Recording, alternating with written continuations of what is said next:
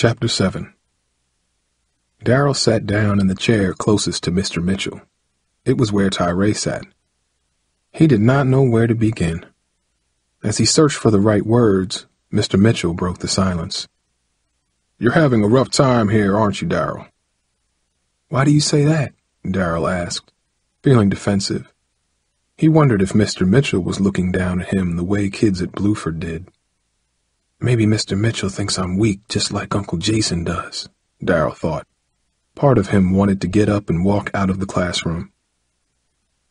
"Darrell," Mr. Mitchell said, "I was a lot like you when I was your age." Darrell looked closely at Mr. Mitchell. He was a stocky man with broad shoulders and dark skin. He was nearly 6 feet tall. He looked like he was never Darrell's size. "Yeah, right," Darrell said. "You?" "Really, Darrell, I was the smallest kid in my class, and big guys used to hassle me all the time. I got beat up at my bus stop once in front of a busload of kids. I even got my gym clothes put on a flagpole in front of the school. After all that, I started lifting weights and doing exercises, and it helped some. But what really helped was developing inner toughness," Mr. Mitchell said. "Now, I know you're tough. Any kid who is picked on in school is putting up with a lot more than those who aren't picked on. Just coming to school knowing what your day is going to be takes courage. I know. I've been there. What you got to remember is that you can always make yourself stronger.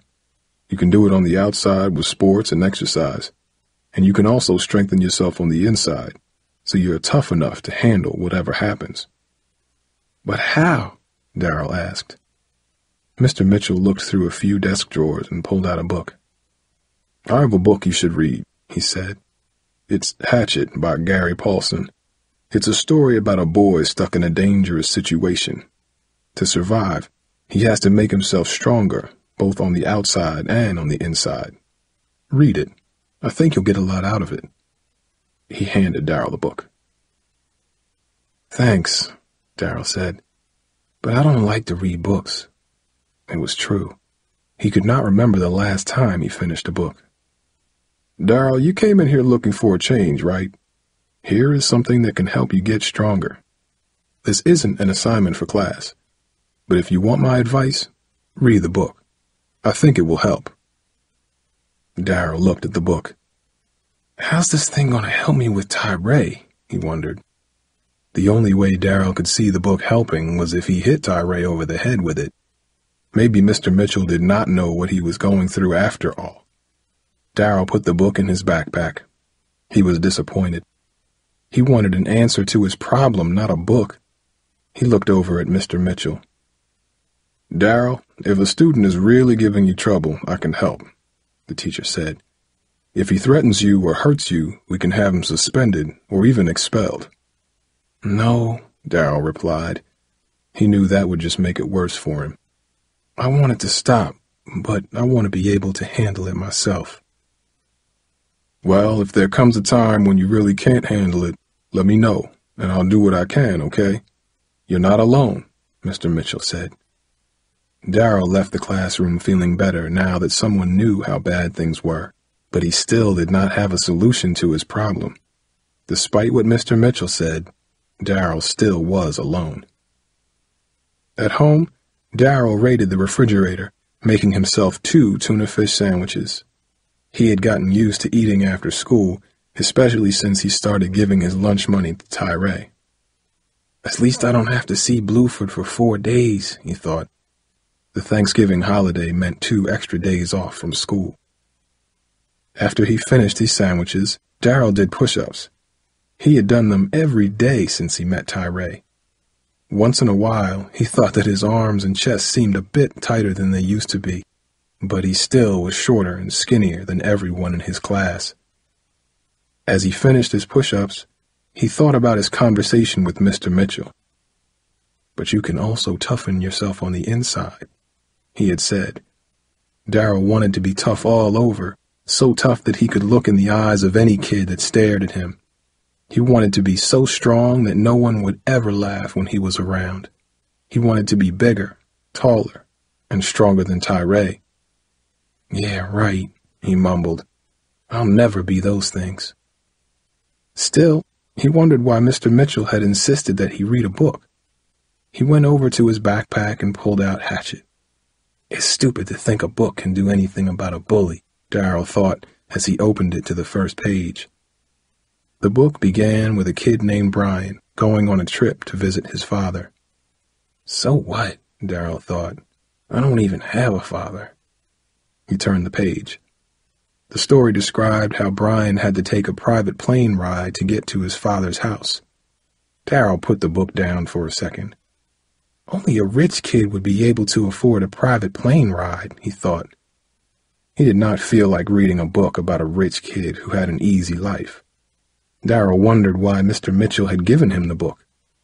After reading 2 pages, he could not see anything good in the story. I'll give it one more chance, Darrell decided. Again, he picked it up and started reading, and then the book changed. While Brian was flying in the small plane, the pilot had a massive heart attack and died right in front of him. Watching in horror, Brian realized he was stuck in a tiny plane high above a huge forest, and he did not know how to fly. Worse, Brian had to crash the plane in order to get back on the ground. Brian knew he might not survive the crash, but he had no choice. He had to land it. As Darrell read on, Brian was described as being totally alone.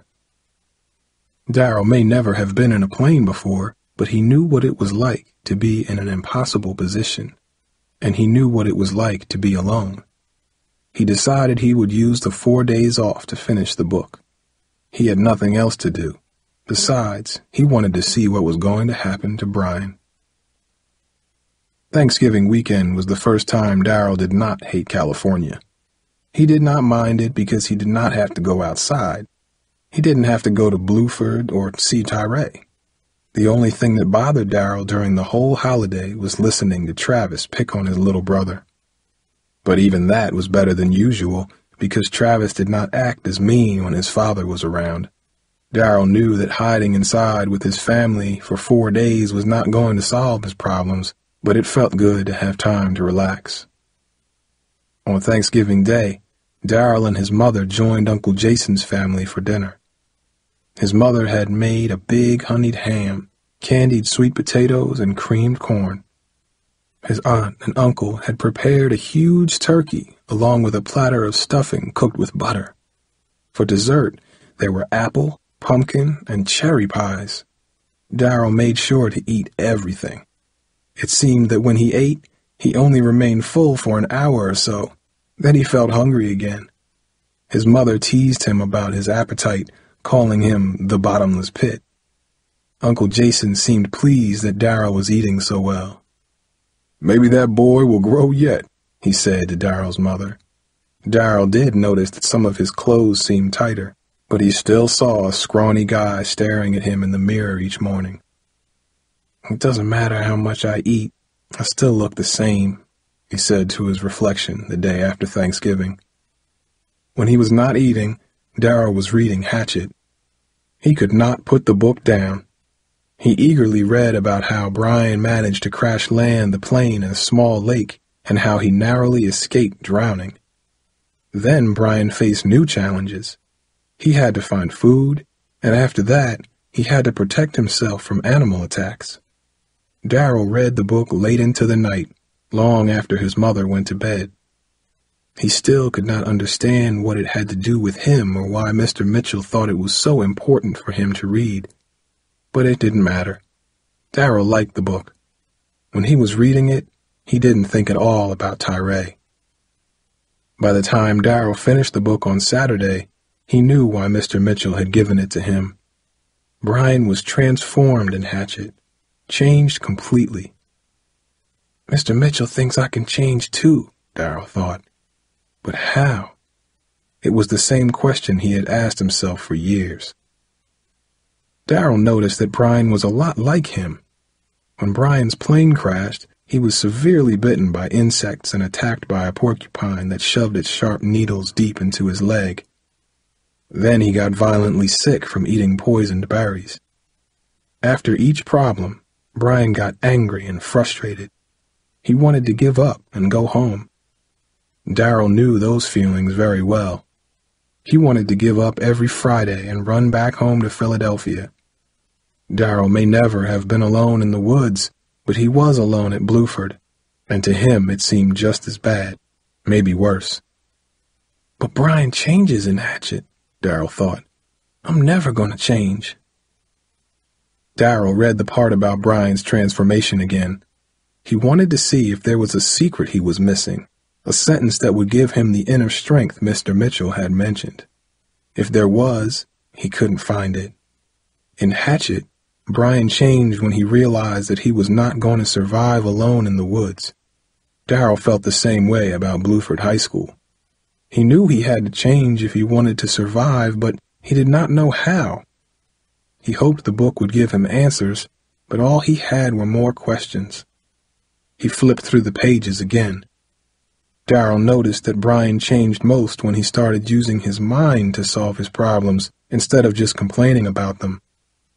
At that point, he taught himself to build a fire, to fish, to make a shelter, to survive. But real life is different, Darrell thought. And I ain't Brian. I don't need to build fires. I gotta survive high school, not the woods.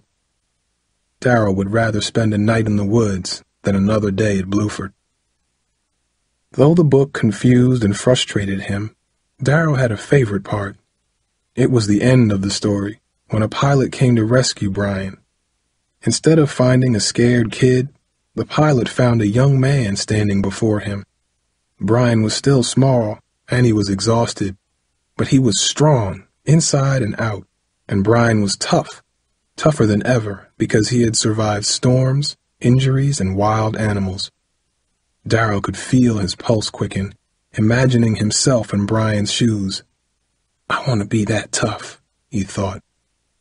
As good as the book was, Darrell still did